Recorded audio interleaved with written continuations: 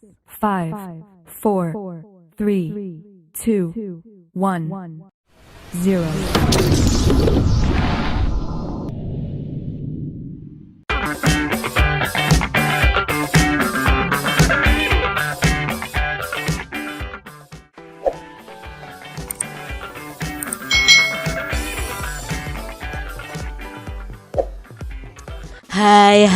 Hai, selamat datang di channel YouTube Kak Citra. Apa kabar adik-adik? Apakah kalian siap belajar bersama Kak Citra hari ini? Hari ini kita masih belajar di tema 6 cita-citaku, tapi kita sudah memasuki subtema 2 nih. Hebatnya cita-citaku, pembelajaran yang pertama. Mari adik-adik kita belajar dengan penuh semangat ya. Setiap orang memiliki cita-cita untuk menjadi apa kelak di kemudian hari.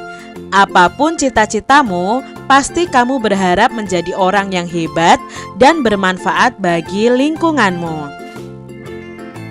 Adik-adik, coba amati gambar ini. Sebutkan nama profesi yang terdapat pada gambar tersebut. Di sini ada ilmuwan ya adik-adik ya, ilmuwan fisika, lalu ada arsitek, mungkin ya ada polisi, ada dokter, ini mungkin jadi astronot dan lain sebagainya. Nah, jelaskan tugas dari masing-masing profesi tersebut. Ya, kalau arsitek itu merancang bangunan, polisi misalnya menjaga keamanan, ilmuwan itu meneliti, dokter itu mengobati, astronot itu apa? Meneliti luar angkasa, seperti itu ya adik-adik ya. Adakah salah satu dari profesi itu yang menjadi cita-citamu adik-adik? Lalu berikan alasan mengapa kamu ingin menjadi, misalnya menjadi dokter atau menjadi polisi dan lain sebagainya. Adik-adik, di sini ada salah satu cita-cita yaitu guru. Nah, ada cerita yang menginspirasi sekali nih adik-adik. Kisah seorang guru anak berkebutuhan khusus. Apa itu guru anak berkebutuhan khusus? Yuk kita simak adik-adik. Seorang wanita muda terpanggil untuk menjadi seorang guru. Bukan sebarang guru adik-adik, melainkan guru bagi anak-anak yang berkebutuhan khusus. Semuanya berawal dari kepeduliannya terhadap kurangnya pendidikan yang sesuai bagi anak-anak berkebutuhan khusus di Indonesia yang sesuai. Sangita Lahman, nama wanita muda itu. Ia adalah seorang dokter yang beralih profesi menjadi seorang guru anak-anak prasekolah. Pada awalnya, ia mengajar anak-anak prasekolah untuk mengisi waktu luangnya. Akan tetapi, lama-kelamaan ia mencintai kegiatannya itu. Baginya, mengajar anak-anak prasekolah membuatnya itu mengerti tumbuh kembang anak yang akan memengaruhi saat mereka kelak.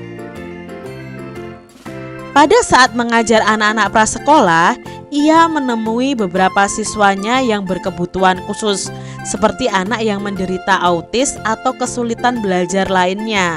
Anak-anak ini memerlukan cara pengajaran dan bimbingan khusus yang berbeda dengan anak yang tidak berkebutuhan khusus adik-adik. Ia melihat saat itu tidak banyak sekolah yang tahu bagaimana itu cara mengajar anak-anak yang berkebutuhan khusus tersebut adik-adik. Jadi yang berkebutuhan khusus itu berbeda dengan anak-anak normal adik-adik ya. Mereka perlu penanganan yang lebih ekstra lagi.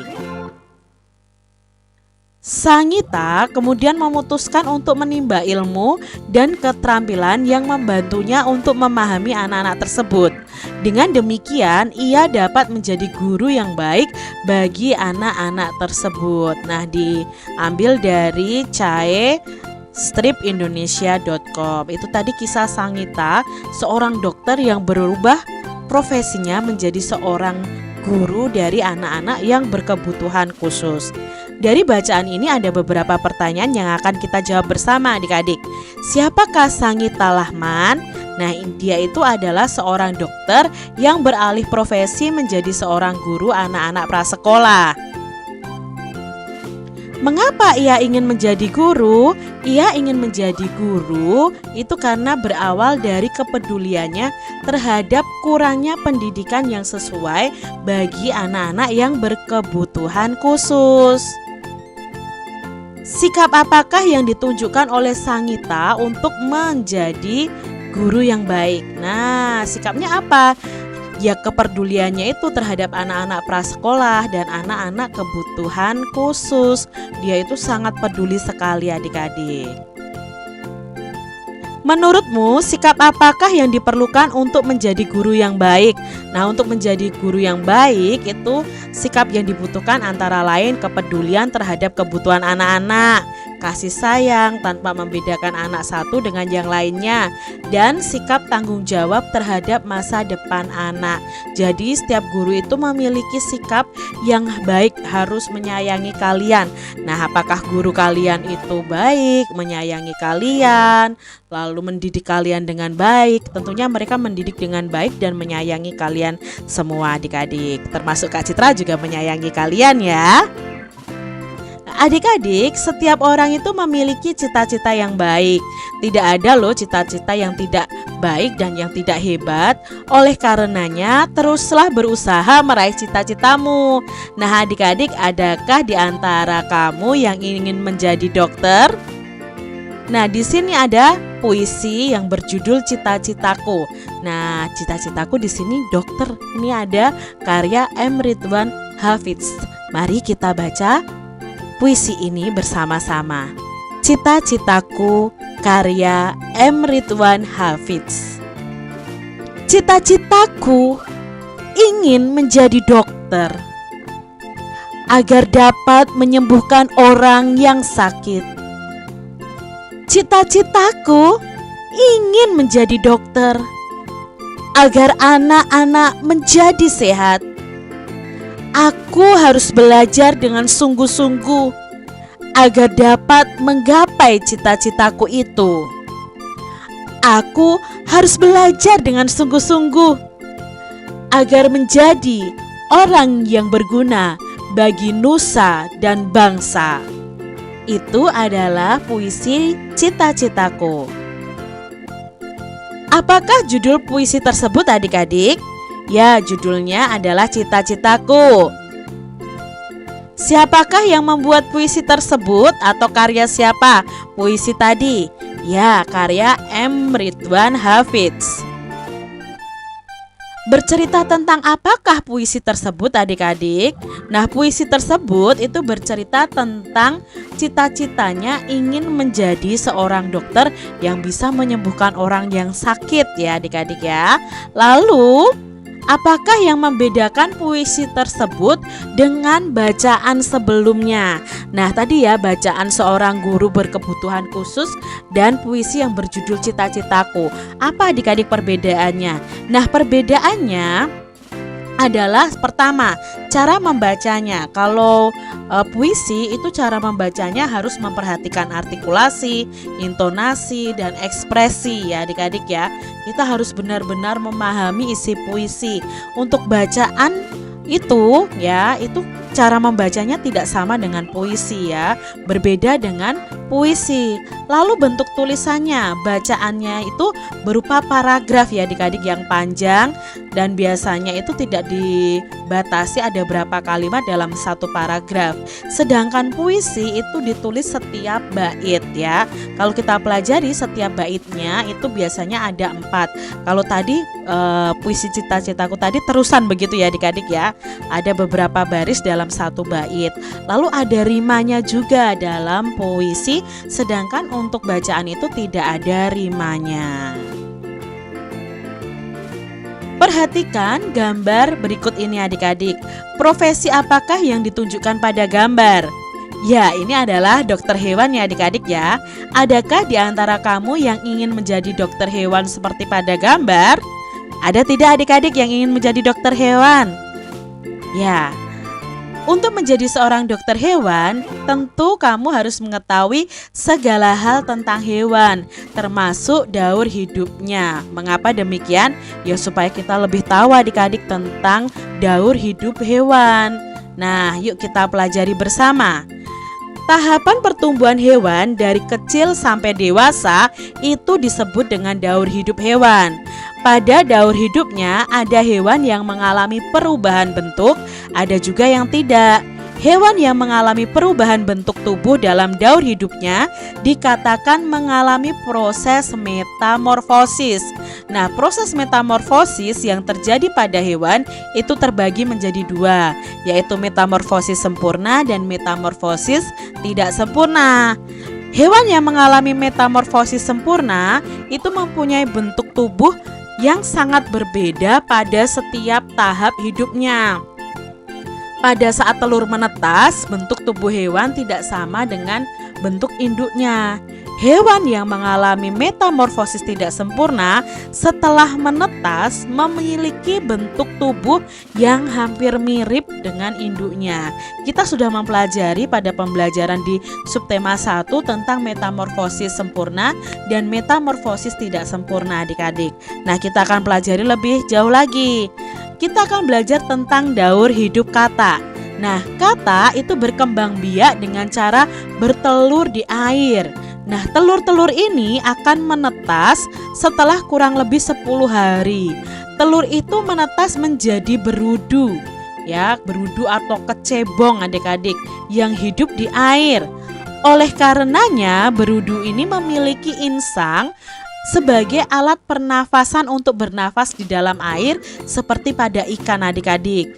3 minggu kemudian insang pada kata akan tertutup oleh kulitnya, ya. Kemudian tumbuhlah kaki belakangnya, ya. Awalnya tumbuh kaki belakangnya. Pada usia 8 minggu berudu berkaki akan berubah menjadi katak yang berekor seperti ini adik-adik. Ekor itu kemudian akan memendek dan ia akan bernafas dengan paru-paru. Setelah pertumbuhan anggota tubuhnya sempurna, katak akan berubah menjadi katak dewasa. Lalu katak dewasa akan bertelur lagi. Itu terus-menerus terjadi. Makanya disebut dengan daur hidup. Sekarang kita belajar tentang daur hidup kecoa. Nah, kecoa ini adik-adik ya merupakan salah satu serangga yang juga berkembang biak dengan cara bertelur. Setelah beberapa lama nih ya dari kecoa ini ya, Kak Citra agak jijik kalau sama kecoa adik-adik. Setelah bertelur, dia akan menetas adik-adik ya.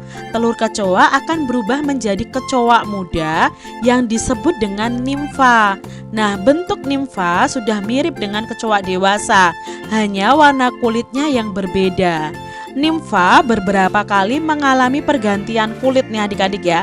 Ada nimfa 1, ada nimfa 2 ya, sampai ia menjadi kecoa dewasa. Lalu bertumbuh lagi, bertelur lagi, menetas lagi telurnya, begitu seterusnya. Nah, ini adalah daur hidup kecoa. Nah, yang ketiga kita belajar daur hidup capung adik-adik. Capung juga merupakan serangga yang berkembang biak dengan cara bertelur adik-adik. Sama dengan kecoa, ketika telur capung menetas, ia akan menjadi capung muda yang disebut dengan nimfa. Setelah kurang lebih mengalami pergantian kulit sebanyak 10 kali adik-adik, baru akan berubah menjadi capung dewasa. Wah, pergantian kulitnya banyak sekali ya adik-adik ya. Nah, ini ya, dari telur menjadi nimfa, menjadi capung dewasa, atau bisa juga disebut imago. Berikutnya ada daur hidup nyamuk. Nah, nyamuk juga termasuk jenis serangga yang berkembang biak dengan cara bertelur di permukaan air. Ini ya adik-adik ya, bertelur di sini. Ketika telur menetas, ia akan berubah menjadi jentik-jentik atau nama lainnya adalah tempayak. Nah, tempayak ini akan hidup dan mendapatkan makanan dari air yang ia tinggali. Setelah cukup umur, tempayak ini akan berubah menjadi pupa atau kepompong. Ya, kepompongnya di dalam air. Setelah beberapa waktu, pupa akan berubah menjadi nyamuk muda hingga menjadi nyamuk dewasa. Nah, nyamuk muda dan dewasa tidak hidup di air. Ia hanya akan kembali ke air itu ketika hendak bertelur. Makanya adik-adik perlu kalian ketahui bahwa nyamuk itu suka tinggal atau bertelur di genangan-genangan air. Jadi jangan sampai ada genangan air di solokan atau di got rumah kalian. Adik-adik, buatlah kelompok yang terdiri atas paling tidak 3 orang lah ya. Lalu kalian mencari informasi 2 ekor hewan yang berbeda. Nah, kalian bisa memilih di sini ya. 2 ekor yang berbeda apa? Misalnya kambing dengan belalang, kucing dengan kecoa, ayam dengan katak, kadal dengan kupu, anjing dengan nyamuk, ular dengan capung. Lalu kalian membuat tabel lalu mengisi informasi yang ada dalam tabel tersebut. Kalaupun kalian tidak bisa bekerja bersama dengan teman kalian karena kalian berada di rumah, kalian bisa kerjakan sendiri dengan mencari informasi melalui buku atau melalui Google.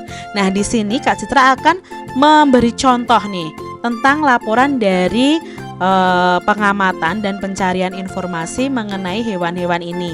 Contohnya di sini Kak Citra mengambil daur hidup hewan 1 yaitu ayam. Nah, ayam ini berkembang biaknya dengan cara bertelur. Lalu ini gambar dari daur hidupnya.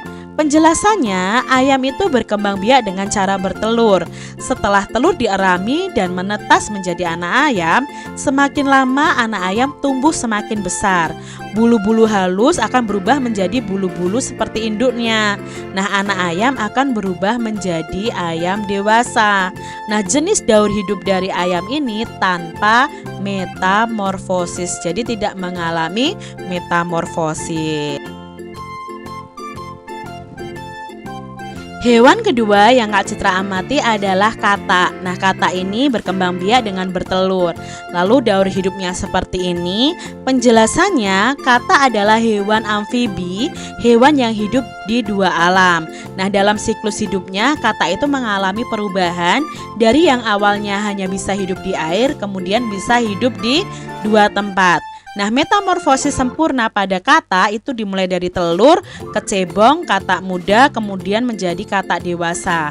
Nah, secara umum urutan metamorfosis katak itu terdapat 4 fase, yaitu fase telur, fase berudu, fase katak muda, dan fase katak dewasa. Jadi di sini jenis daur hidupnya adalah mengalami metamorfosis, yaitu metamorfosis sempurna karena setiap tahapnya mengalami perubahan bentuk tubuhnya.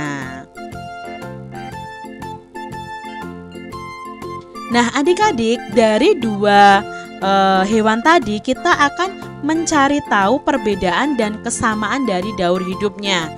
Jadi perbedaannya, ayam tidak mengalami metamorfosis, sedangkan katak itu mengalami metamorfosis sempurna. Nah, perbedaannya juga ayam hanya hidup di darat, sementara katak itu bisa hidup di 2 alam atau disebut dengan amfibi. Nah, kesamaannya apa? Daur hidup ayam dan katak sama-sama dimulai dari telur. Ayam dan katak sama-sama pemakan hewan lainnya. Nah, kalau katak itu kan makannya nyamuk ya adik-adik ya. Kalau ayam itu kan makan cacing, jadi sama-sama pemakan hewan ya. Nah, adik-adik bisa mencari perbedaan yang lainnya. Contohnya di sini Kak Citra mencari perbedaan dan kesamaan dari hewan kambing dan belalang. Nah, hewan kambing dan belalang ini perbedaannya apa? Perbedaannya, kambing itu tidak mengalami metamorfosis, sementara belalang ini mengalami metamorfosis tapi tidak sempurna. Daur hidup kambing itu dimulai dari anak kambing, sementara daur hidup belalang itu dimulai dari telur. Nah, kesamaan dari 2 hewan ini adalah sama-sama pemakan tumbuhan, dan 2 hewan ini sama-sama hidup di darat. Contoh lainnya adik-adik, ada kucing dan kecoa. Nah, apa sih perbedaan dari kucing dan kecoa ini? Kucing itu tidak mengalami metamorfosis, sementara kecoa itu mengalami metamorfosis tidak sempurna. Daur hidup kucing dimulai dari anak kucing, sementara daur hidup kecoa itu dimulai dari telur. Itu perbedaan dari 2 hewan ini. Kesamaannya apa? Sama-sama hidup di darat dan sama-sama pemakan hewan lainnya. Jadi kalian perlu tahu ya perbedaan dan persamaan dari kedua hewan yang mungkin kalian cari tahu informasinya. Demikian tadi adik-adik pembahasan kita di tema 6, subtema 2 pembelajaran yang pertama. Semoga video pembelajaran ini bermanfaat untuk adik-adik semuanya. Dan sampai jumpa lagi di video pembelajaran Kak Citra selanjutnya. Tuhan memberkati. Jangan lupa tekan tombol subscribe, lalu tekan loncengnya, tekan juga tombol like, lalu share ke media sosial kalian. Jangan lupa untuk ikuti media sosial Kak Citra. Terima kasih.